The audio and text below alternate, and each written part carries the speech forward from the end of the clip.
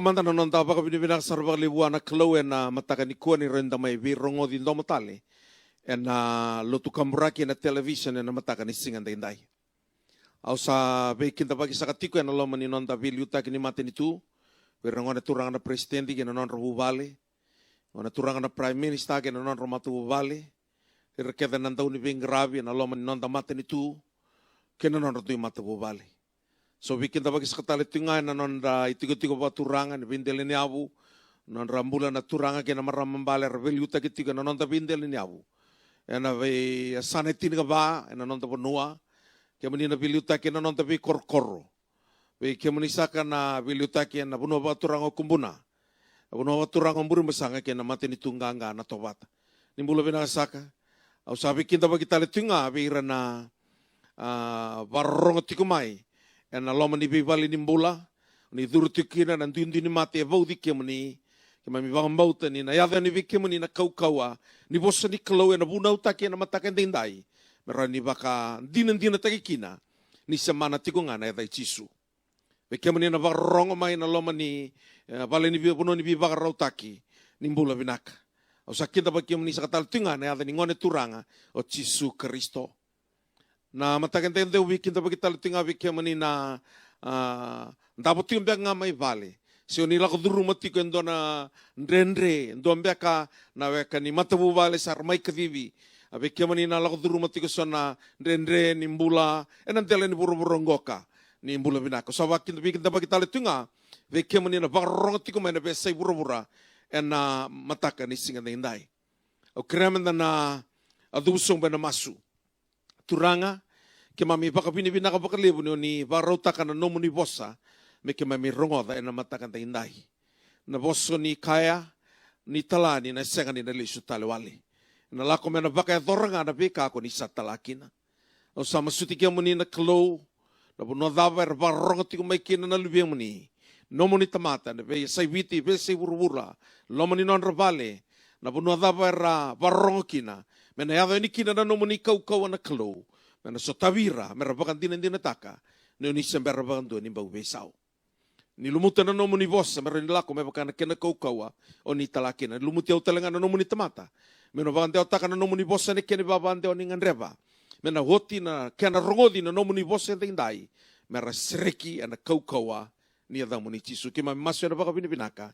Na adamu ni Chisu Kristo na bakan bulandina duandonga. Amen. Nononta leso ni na matakan tinda no uli ketiko vikanda ndo na talanoa. Mana via lativou. Talanoa ronga levu na talanoa ni matai ni daka mana. E baka duri ni samai mate oti o Chisu. E non rau laka no pita kechoni na mata ni vale ni sor. Kana ronga na daka wasitolu na tikina e ono kina tikina walu kana baka viti. Sangai kaya kopita. Asliva kena koula sa senga ni tuvi yau. Ia na kanga sa tuvi yau kau na silia viko. E na vai Chisu Kristo na kai na serevi. Mo tudake kalako. Sangai taura na linga na matau. Asa tumerdake. Sangai ba kau kota ki sarana vana. Kei na nonang gurla sawa. Asa rika dake. Kukoya kawabutu. Asa lako boli. Asa durubate kirau kina vale ni soro. Asa lako karika. Kabaka roko taka na kalo. Au na uli ka vikanda na kena babalang our lesson this morning. Our Bible reading this morning taken from the book of Acts. Chapter 3, verses 6, 7, and 8. But Peter said, I do not possess silver and gold, but what I do have, I give to you. In the name of Jesus Christ, the Nazarene, walk. And seized him by the right hand. He raised him up, and immediately his feet and his ankle were strengthened. And with a leap, he stood upright and began to walk. And he entered the temple with them, walking and leaping and praising God. Namatakan tayo yung darongo na tukin na talanoa ni Veivakurong buitaki. Na talanoa ni Thakathaka ayado e na kaukoa ni adai Chisu. Ni ko na vie vuna utiko na dona ulutanga. Na vei sereki e tiko ngā e na yada I tisu. Na esa ni mbula dhava e nda vesuki tiko kina. E dua na yada e rauni serekiko na yada I tisu. Se o vesuki tiko e na mbula ni tobi mate. Se o vesuki tiko e na mbula ni toa na vosamuri se curse e vesuki ko tiko. Se o vesuki tiko e na toa na dhaka ni buto. Se o vesuki mbeka e na mbula ni nravua. Se o vesuki mbeka e na toa ni mbula ni kaboro. Kaboro ni matavu vale. Na kaboro ni mbula wakavi wakani. Na veisireki e tiko e na yada I tisu. Na ngau na rau lako ni kino pita kei toni na itala no ronglevu e na mata ni vale ni sorro mai langilangi. Rongai raida ni ndavo toka indua na dhurvo tobi mate na vale ni sorro mai langilangi endo na vale ni sorro ka tiko na kena mata o langilangi tuku ni bangoka ni radou lako ki waka tolu na tiu meralai sorro e na loma ni ndona singa. Ngero lako tuka ningo kana bewa kaningo na kadhio ni yaua ya na tolu na kaloko ene kabi. Mero lako yani mero lei masu pita ke choni. Na ngau na rau lako tuka ni kina rau sareida ni ndavo tiko na dhurbo ena mata ni vale ni sorongo. Ena mata ni mata ena dhana o langi. The gate of beautiful. Na ngau na rau sa lako e ni kina, rongai reida na luki goka ni kere kani loloma tiko. Na ngau na rau sa bola ka ni kina o pita, sangai kavi koe ko pita, waka raivi kirau mai waka vinaka. Au kilani toa na tamani nana maki waka I tamera. Non rau lako ni ame ngai tukuni vi koea me wakareidi rau mai waka vinaka. Veira na tiu na non lawa na tamata me dhaka. Malata na I vola tambo e tukuna ni klou e saumanga na dhaka. Ko e senga ni dhaka me ka kunikana. Tuna bango na I vola tambo ni na soli veira na tamata dau dhaka na ken reisau. Na loma ni loto e senga ni saumi nei taltala. Senga ni vola tambo ni tikon tona I sauge nei taltala. E tigo nga na I sau ni dhaka. E wakatarego na kina veira na tiu se mani o loki se o matamboko. Ngona dhaka. Kantau nonra dhaka ngona kina na loki merandau kerkere. To be a public beggar. Merani dua na dhaka meradhakava. Men donu kina na I vola tambo. Menangai lako na kena I sau. Na dhorvongo kasa embaki vasaka bulu vakadhava. Tukuni ni andau kebeti boli tiko nga. Kebeti ani lai bakan tabori. Kebeti lai stal mai na mataka lai lai me mai. Tiko nga e na mateni vale ni sorongo. Karakila tiko ni renalako tiko ni na tamatalotu. Erna senga ni rau ni lasu taki koya. Suliet tiko na vikani loloma. Sa lai adhabo e dua na ngauna. Sa rua tiko nga na kasa kere tiko na turanga ngo. Na siliva nga na kola. Au kilani sana lebu sarana na kola. Lebu talanga na siliva. Ia senga ni bakayanga tagarawa. Balata ni baudhi koe tiko e dua na bosa. Na visuki. E tamata visuki. E visuki koe tiko na matingoka na luki. Au baka wili ka tiko na I vola tambu. And the river kina ni witha na I wasawasi. Ni mbula. E tiko kina na dhorobongo. Matai. E tuku ni tiko vangoka. Ni o koe na I vola tambu. Babalangi. Ni ndua na tamata. He was a cripple. Tuna tiko vango na I vola tambu da tiki ne rua. And a certain man who had been lame or crippled from his mother's womb, being carrying along, whom they used to set down every day at the gate of the temple, which is called Beautiful. He was a cripple.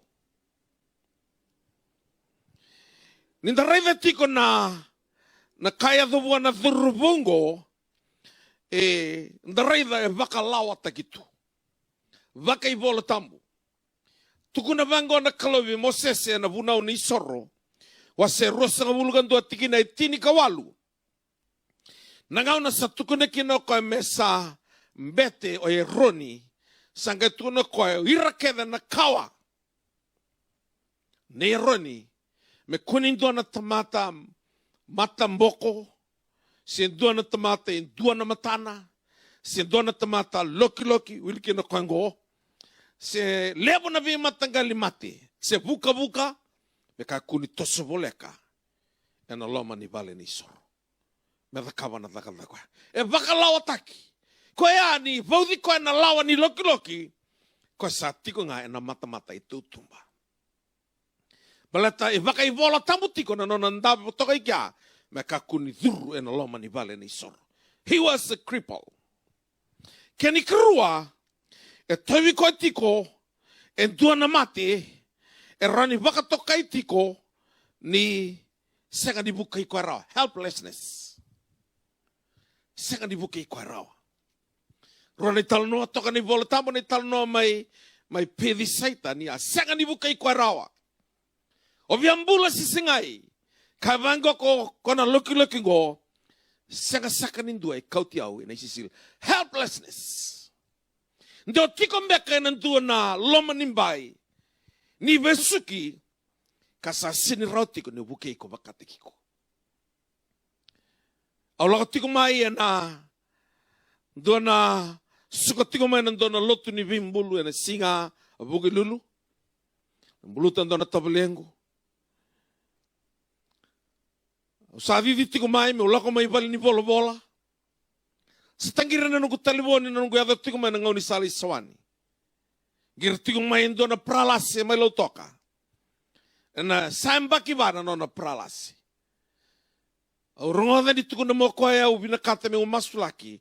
Ni sambaki vatu na nungu ndabongo. So mani kele na esa ni ngauni sala. Sangka tiko na wau wakambau tana kalau. Na turang o Jisu Kristo. Iyo wakambau tiko. Kwa serangan na wakambula iko niko. Iko na mbula tinga nikua. Sangkai masu lagi koya. Oti na nunggu masu kaya. Sangan itu tiko bola kati kungori. Kau ko irna ngwane ngarang gitu tiko tumba. Kavi ba mai rua. Sa kavi saru koya. Rongoda tiko ni kavi. Saruya do mai utukuna sulebira na taliboni. Rosa taur na taliboni utukuna ani. Rona ba rau taura dake na maramango. Rau taura dake na lingana me tu dake. Rosa mani tauri kwa dake sa tu dake tu. Au tu na sulele su taliboni taliboni. Torma kwa na taliboni au tu na iko sana baka rau lako. Nangau na tukune ni kina rosa ba rau lako ronga imbiti kwa ya. Nangwane kwa rau tauri kwa tiko. Sa tu dake tu banto kwa. Kau kabi kwa ya. Kalau nga baka tulu. Toro koe tolo na kalawa. O kai sabadawa. Alako tu na tangi tu na kai usa tombale tungo. Giritele me via una singa boke lulu. E na madho mengo. Maleta mo tala no taka mekina. Na dawa sa rakaba viko na kalo. E tua koe na vana mbaki senga ni. E tiko na loma nimbai koe tiko na turangango. Helplessness. Senga ni tiko wua indona pao me vuki koe nga. Wate koe. Me vaka tuda ke te koe. E tiko kina na thorubongo. Santa udolati wabu ki tunga. Rani senga mbeka ni o loki loki vakayalo. Vakayango. Yo loki loki tiko vakayango. Senga mbeka ni o loki loki vakayango. O loki loki tiko vakayalo. Sinrao tiko ni o vukei ko vakata kiko. Ka tiko paulo ungan revantina na vinaka na kaukaua. Me urawata kina senga ni tiko viyau. Au vina kata me biuta na dau sangai ke taga tiko. Tamata wakalolo mo iau de mene serik iau. Nindau tiko na matingoka. E sana nonta vaka tunga. Na vaka nindui kiwi na tamata. Ke veti wabo ke tinga. Na turangongo. Kani katolu. E taratiko na turangongoka. Endua na mati se boleh tinggal dom bekan kena itu bawalangi the chronic affliction. That means it's lasting for a long time. It's a chronic affliction. Sambalavu na mosi, sambalavu na ngangandre, sambalavu na diva na binaka, senga ni rawanga. Baleta na koula na sliva, esa biniti kubwa, senga ni adobarawa na bosango na sereki. Gona kainto sangatu na bunida. Me baka matamboko tagi kendekina. Menta na numa. Ni vesireke tiko e nandona ka e na vuro-vurongo. Na iwolo tambo ya kaya na daga batini karua. Ni na sengatali ni dua na yada. Mai loma langi sena ruki loma langi. Me rawatakina na tamata na mbula. Na yada davanga. Yada ni lotu. Yada ni vanua. Yada ni matinitu. Yada ni dele ni avu. Yada ni vale. Yada ni tamata. Yada kedinga. Sengatali ni dona yada.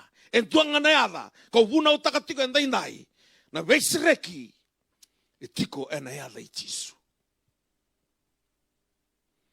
Waya sa senga kini ni dodonu, me lewo tale na nonda, waka wele.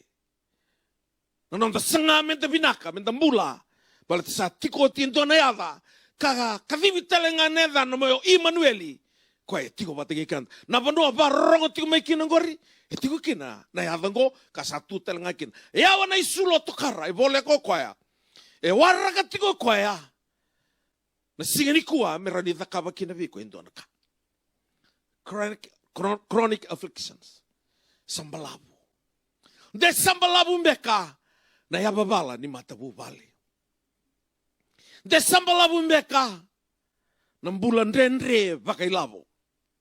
De sambalabu mbeka, na nonda vinakata menda vakua ikenda na vei matangali kai visukutukina na nonda mbula sakena mataka endai o samba sulaka tiko mai wana klo na itukutuku au ndo senga bokanto ni ubina bia buna utaka ento na itukutuku e vu mai na nongo bakananano se ubuna utaka ento na itukutuku kauna numa ni na rongo binaka na itukutuku keda ndo ubuna utaka o vuno taka na kasaranga e bitavio na turanga ni donumaka na ngau na tondonu. Malata kaiti ko na bola ni bola o Solomoni e vaungeti ko kina na kalo me bola. E na ndau vuna wase tolu tikina e tini kandua ni o koe ndo dhakava na kabinaka e na kena ngau na dono. God made everything beautiful in His time. Dua na totoka ni nraki o na vakila ni kua e na dhakava viko Jisu Kristo. E na iwola tambu, ndo tukuni tunga na kakere da kabo Jisu, it's not a miracles, it's a signs and wonders. Senga ni ba tokai me miracle. E baka tokai tiko to be signs and wonders. Signs and wonders are not part of God's central testimony. Senga ni uto ni dona, tuku na klo na signs and wonders. They are part of His full salvation. Nilako na signs and wonders, via varitaka, koe via vaka takilaviko, mosotava, na taudhoko nimbula, se na kamikamida nimbula, se na binaka nimbula, e totoka itikunga, kina yada itisu. Senga ni, lako na signs and wonders, me tukunikina, ngona huto nika via vakava na klo. It's not a central of His testimony. Signs and wonders, it's other part of His full salvation. They are only evidence that what the apostle preached. Na ipakatinantinan nga ni karabuna utakatika na apostol. Kapakantinantinan na singaya. Nirataw vuna utakatika raw kapita kitsoni. E sanga na siliba kaya na kola. Entuanga na kaya tikungo vikiraw. It's an evidence. Ay vakantinantina ni semana, se bula, se kaukawa tikunga na hevay Jisu. Kaya na baka edo kanikwa, kinanumumula. Undolu era sanggiri tikumai. Nakali usata kawatu na kalau kinanon rambula. Lamangani vida na singango. Era saya, tukuna tikumai, na kaya kawa na kalau. Sengani kau kabo yao. Se na loto lewena, se na vanua, kena matinitu, se na dhabatali. Na ka eroni dhakabo Jisu. Mbaleta na yadhango, e sembera bantu ni bisao. Mana ruana utolu vakata na bagi saoti. Mai langi-langi ya kina ni talonongo na mana ya na kauko ya. Semberwanto ni besau. Ena senga nga ni na besau. Ena senga nga ni na besau. Semana tinga na ilai Jisu. Semberwanto ni bau besau na yadango. Wadawa na kain na numatiko na tibor. Semberwanto ni besau na yadango. Au le bibalo tu take nando na korro. E totol sar na bibalo teke anu ngai tarombula. Santo na kana levo ni solimbula. Au sala ko mai. O le mode tale tiko nando na hotela. Tiko nando na villa. Ngau no sala ko mekin rato tuku na la Korea ni ba kai kavi. Kavi na ka usabe awa le toka. Usa nongo le manda muli buat. Ni ko tutungan nando na kemuni pakai kavi. Ninggale pakai ngata no hotel santo nu. Sama ni sulmi biau nando na Beletika ke nandona beleti dona disiuto o sama ni lako sare na hotel lai baka masu di baka bini-bina ka buana kelo sama ni terlalu main na utunggo ke na ika musaro baro baka kavi sangkai bose longo na turang nangone bose kini bio santona kana nungura rawa Kivango ko na elo tambu biau kila. Nono mo bivalo tu taki ni kua. Kila rato le tolu na turang ako rato a liusar nga niya. Rato singi solimbula. Rato sibe baka tovolea. Na kaukawa o baka ya nga takatiko. Rato ya rato tamatan tau baka tevor. Rato bebe baka tovolea na kukondona kana nungura rawa. Usakana tu ni singa nungu sakana usarongo na rongo ni ma yabe asani I katumba matani katumba waboki le tuki mana ni vila vida na ken katumba le ndolava sing ni dua le ndolava na tuki sanongo ka sing ni dua la tagir na kabo sakila na tevo rongo ausange kaya ni waboki ni grita na kaba mataka nganta na gaisota eu não bonga usar rau sing ni modrawa sing ni via mode I rau sama ni mastunga usa waraka nga mekinta mai na mataka e kabia usa boto tolo ke na ni bivala utaki usa lako en reto sen dramatiko na timi ni bivala utaki lako tiko sona skit sona action song usa reda di sa banking kita ki mai en duana marama wheelchair Ausa taro miroto na timi ni bivala utaki tengo na skit tengo talngana na action song sa dona serre mi usa punau. Amanilanga serre unau toronga na mai ka ukaya wana wheelchair atos me mo masulaki ko niko na kalu na bakamulay ko. Niko na kalu na bakamulay ko. So mani masulaka na marama wheelchair ngo atu taki saranga sa dola lisu na wheelchair. Osa kaya kamto kada nanto bate wor kwando a vi bakatovale na kau ni kalu na bong. Nanto sa sarama na kau ni kalu ni kuwa. Osa na tuko na vikamundo ni mundo mbong ni mundo lako mai Jisu. Kaya kanto sing ni via lako mai Jisu ni kuwa. Nambong italanga ni kuwa na matai wake ni sivi. Ndo sana kilera na ke mundo imbulu-mbulu. Nambong itinga ni kuwa ndo sana lako kina na lomo ni ke mundo imbulu-mbulu. Lako tu na vuno ya. Sarto sautan ni mai. Na leo tulungoro tu sama induritu. Ena wanua semberana tarombula. Rato sa sautan ini tu rato sa kerenga. Merato masu lagi waktu tolo. Ni sabola kan ditabukan na nono tidengu. Meleta na besereki etiko ena elai Jisu. Au kana kalau singini dundu vika mundo. Ndo nambula. Iyan daw sana sereki nga. Sa katal ni vina kata mundo tal nota kamaleta. Ndo sa baka tevoron din etiko. Na kalau sa boso tiwio nambongi. Nambongi ni ko. Nangau na kalau sa baka nga tagirato tiko na turanga. Sige nutuko na baka tevorongo ka. Ni baka to mambula. Sera to tamata da. Siya nga. Kanda kene da tamata ivala da. Nda sanga ni dobrao na kai roko wikina na kalau. Ia tiko nga na ka enda dui bisuki kina. Sanga ni dona tamata. Sanga ni bisuki. Enda mula kene tiko na lama nimba ni bisuki. En duanga na yada. Nandau ni visireki tiko na ni volotambu. Ni sa sereki kamundau nga na luviana. Dau nangai sereki di na kina. When the sun set you free, you'll be free indeed. Au ka tiko na mbong enda indai. na veisireki e tiko ena yada i Jisu. Ngoin tona yada mana. Yada rere waka na te boro kethinga. Na ngau na salaka ni kino Jisu i katara. Sengai reivi koe ngā. Ko durumi koe tu undolu na te boro. Sa tangi mo koe. Isa Jisu na luwe ni kalombula. Uni sa lako mbeka mai. Muni mai lewe ke mami. You came to torment us. Do tala kena mamandi o tu na bango. Na kena mamandi o mamiti. Uni sa lako mbeka mai. Muni mai bakarara o taki ke mami. Do na kai data na te boro mo sireki. Bala te ngau no sireki kina e na rarawa na te boro.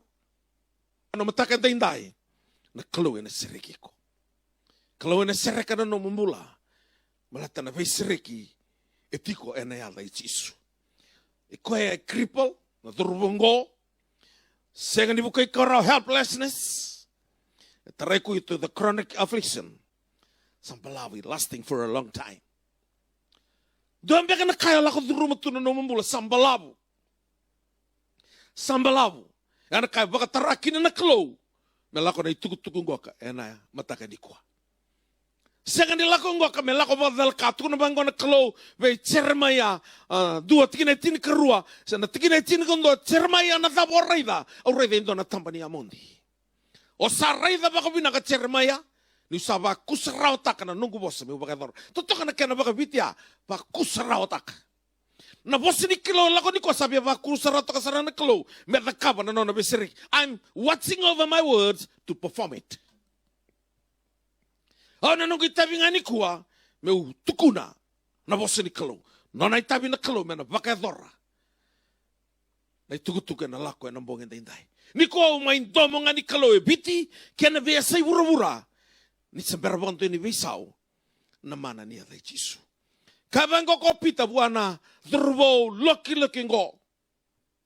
The cripple, the helpless person, the person who can't help himself. Tunabango ko pita bakarevi kirao. Look at us. Wonodabo ndambe toko kinogori.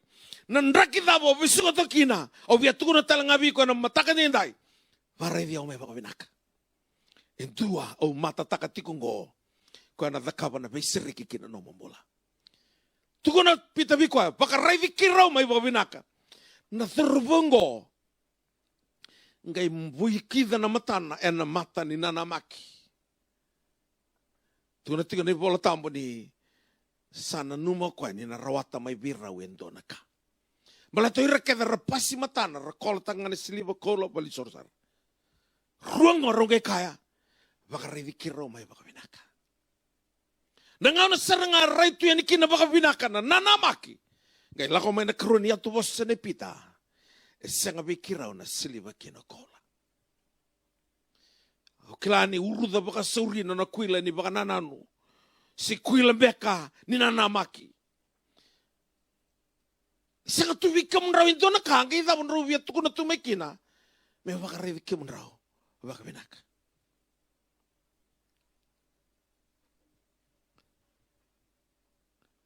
Ngai wango kopi te vikoya. Sanga vikirau na siliba kia na kola. I entua ngana kai tikungo vikirau. Kirau na sulia viko. Tutoka tiko na tiki ni bolo tambuya. Ni tuku na vango ko pita.